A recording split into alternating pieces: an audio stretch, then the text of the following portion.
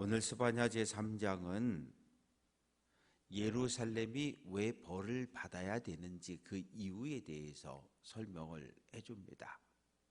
예루살렘은 하나님의 선택을 받은 성이고 하나님의 성전이 있는 곳이고 하나님의 이름을 그곳에 둔 곳인데 어쩌다가 하나님의 심판을 받게 되었을까요? 1절부터 쭉 이어지는 말씀은 1절은 예루살렘의 현재의 모습을 패역하고 더럽고 포악하다 이렇게 설명을 하고 있습니다. 이 패역하다고 하는 말은 하나님의 말씀에 불순종하는 백성이라는 거예요. 더럽다는 얘기는 종교적으로 더럽다는 거예요. 아침 저녁으로 상번제를 드리기는 하지만 하나님 앞에 나와 예배의 형식은 갖추고 예배를 하지만 예배하는 백성의 그 중심은 모두 부패하고 썩었다는 얘기예요. 하나님을 존경하고 하나님을 두려워하는 마음이 1도 없이 그냥 하나님 앞에 나와 앉아있고 예배를 한다는 이야기죠.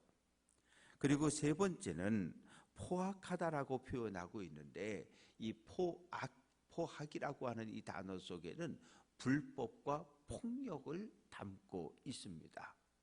예루살렘 사회가 그 시대의 가장 사회적인 약자들, 과부, 고아, 나그네, 가난한 사회적 약자들을 돌보아 주지 않는 사회였다는 거예요. 도리어 가난한 사람들, 힘없는 사람들을 짓밟고 그들의 것을 빼앗아 자기의 배를 불리는 그러한 사회였기 때문에 하나님이 심판한다고 말씀하시는데 2절 말씀 보면 명령을 듣지 않고 율법대로 살지 않는다는 얘기죠. 교훈을 받지 않고 선지자의 가르침과 책망을 따르지 않는다는 얘기죠. 여호와를 의뢰하지 않고 하나님을 신뢰하지 않아요. 그리고 네 번째는 하나님께 가까이 나아가지 않는다. 하나님을 버리고 우상을 쫓아간다는 이야기예요. 이뿐만 아니라 3절 말씀, 3절 4절을 보면 방백, 정치 지도자, 그들은 부르짖는 사자, 사자는 맹수의 왕인데 이 방백은 자기에게 주어진 권력과 권세를 이용해서 가난한 사람들, 백성들의 것을 빼앗아 자기 배를 불리고 재판장은 이 사회를 지탱하는 마지막 보루예요. 그러니까 판사가 재판정에서 옳고 그름을 정확하게 판단을 해줘야 되는데 이 재판관도 뇌물을 받고 죄 없는 자를 죄 있다고 하고 죄 있는 자를 무죄로 풀어주는 이러한 사회. 4절 보면 선지자는 경솔하고 간사한 사람들이요. 선지자는 하나님께 받은 말씀, 율법을 그대로 선포하는 사람인데 백성들이 듣기 좋은 이야기만 해주는 거예요. 백성들의 귀에 조금이라도 거친 불편한 이야기는 안 하는 거예요. 왜? 그래야 백성들로부터 존경을 받고 많은 경제적인 풍요로움을 누릴 수 있기 때문이죠. 제사장들은 성소를 더럽히고 율법을 범하였다.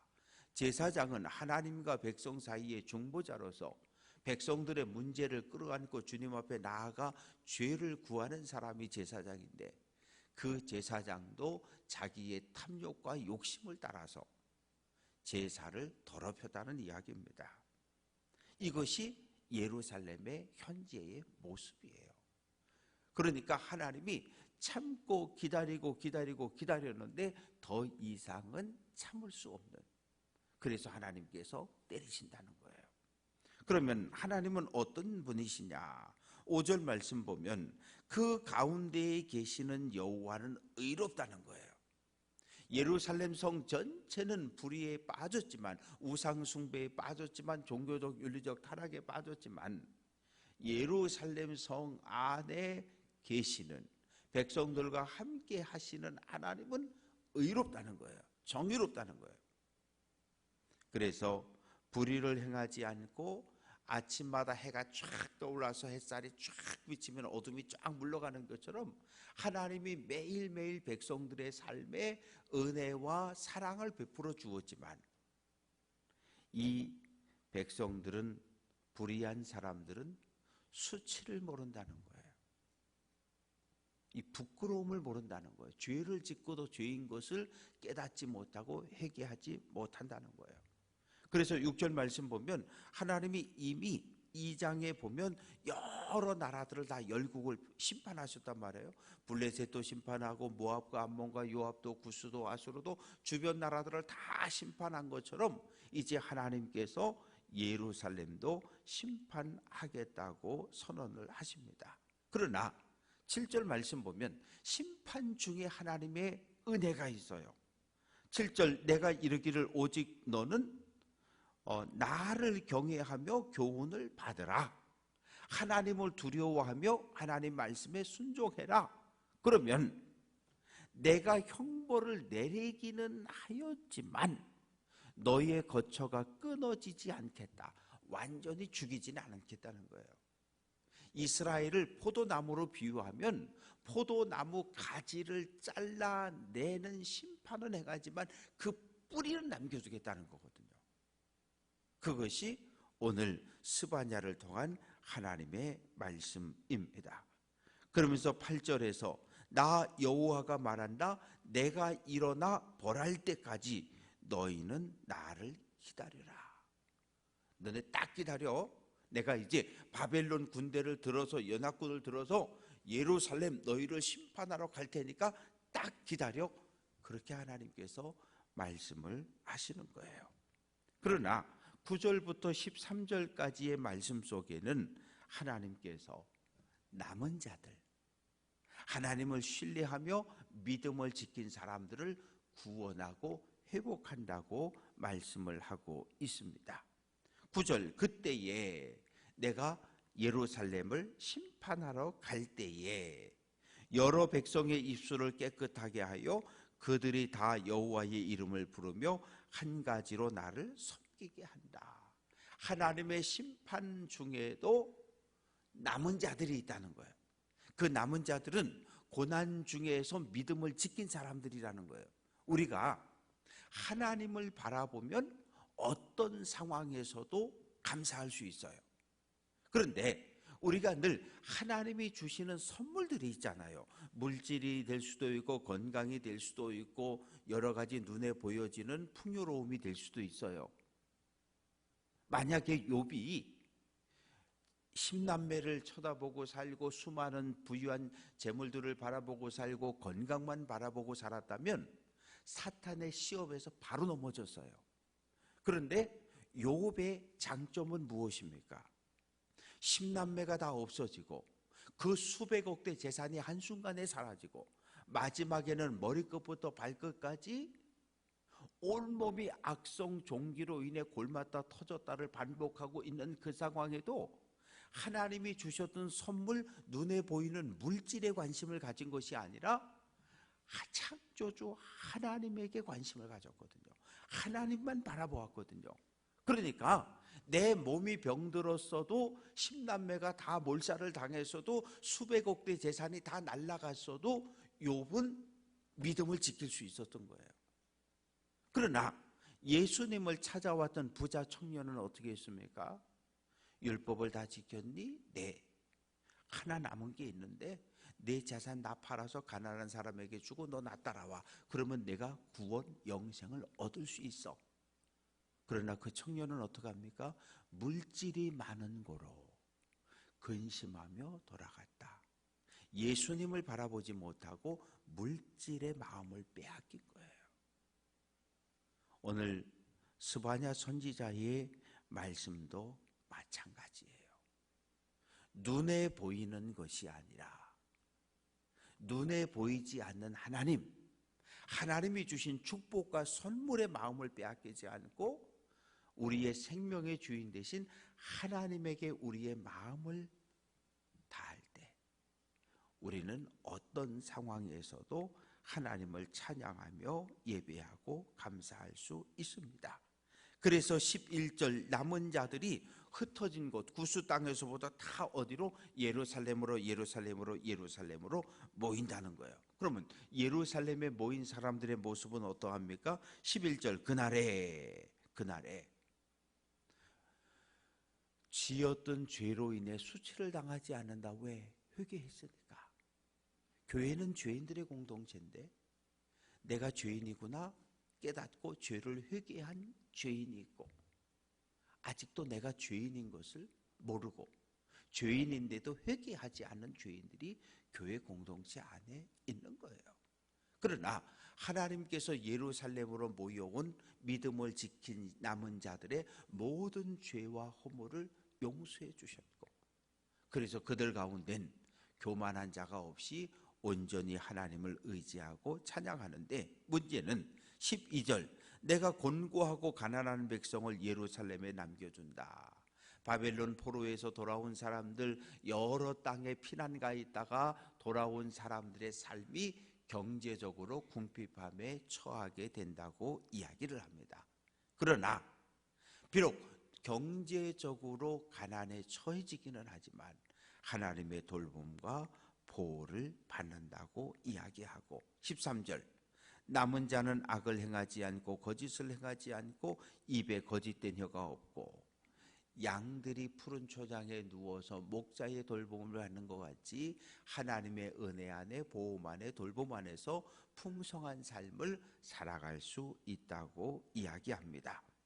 이제 14절부터 20절까지의 말씀 속에는 돌아온 사람들의 회복에 대해서, 하나님의 은혜에 대해서 이야기합니다.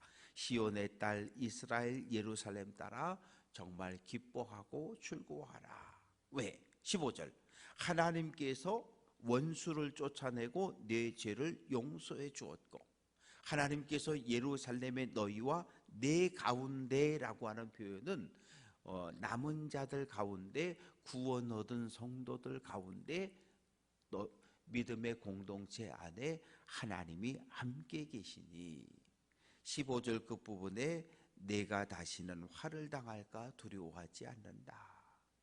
왜요? 전쟁에 대한 공포.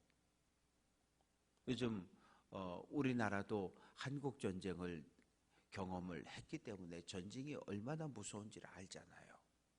지금 우크라이나 같은 경우도 400km 떨어진 곳에서 미사일을 쏴가지고 우크라이나의 수도를 공격하고, 그러면 밤에 잠을 잘 수가 없잖아요.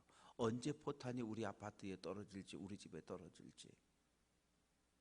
그런 대적들의 공격으로 인한 두려움이 있었는데 하나님께서 예루살렘을 딱 보호해 주셔서 이제 그런 두려움 없이 평안한 쉼을 얻을 수 있다고 말합니다.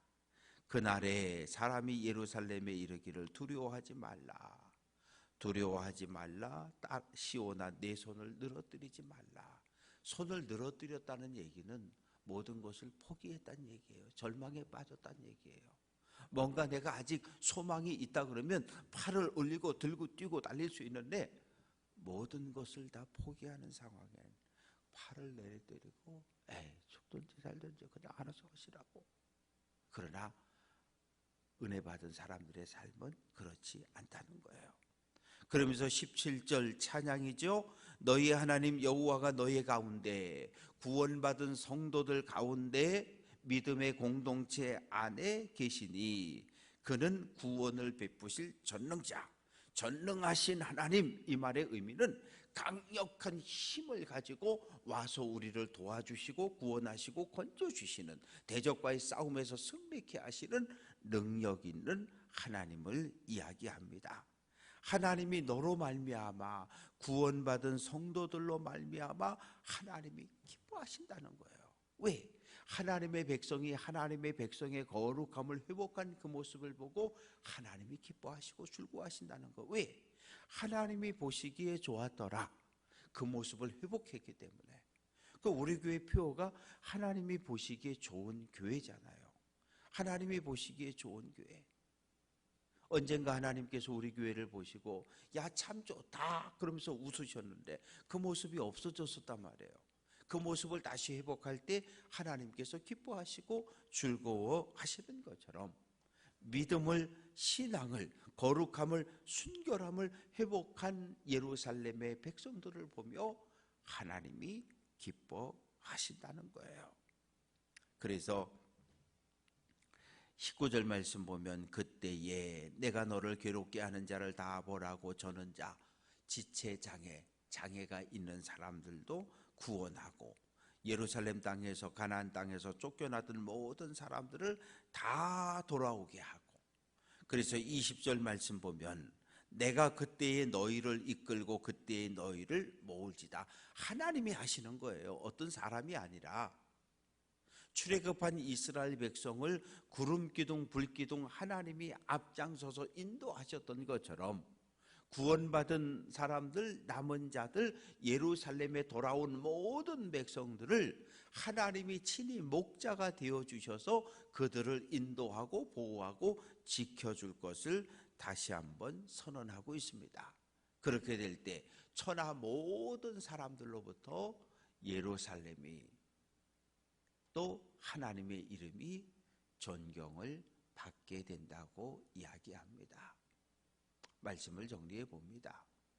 예루살렘이 죄를 지었어요. 하나님이 참고 기다리고 기다렸는데 이제 끝.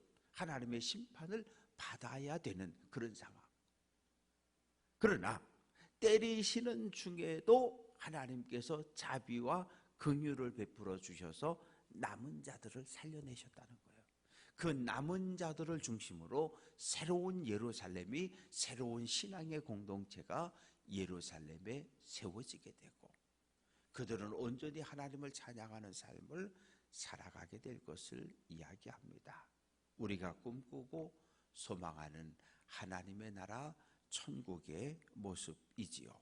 바라고 소망하는 것은 오늘 한 날도 하나님의 말씀을 마음판에 꼭 새기고 말씀을 꼭 붙잡고 믿음의 길을 잘 달려갈 수 있는 귀한 성도들 될 수 있기를 주님의 이름으로 축원합니다.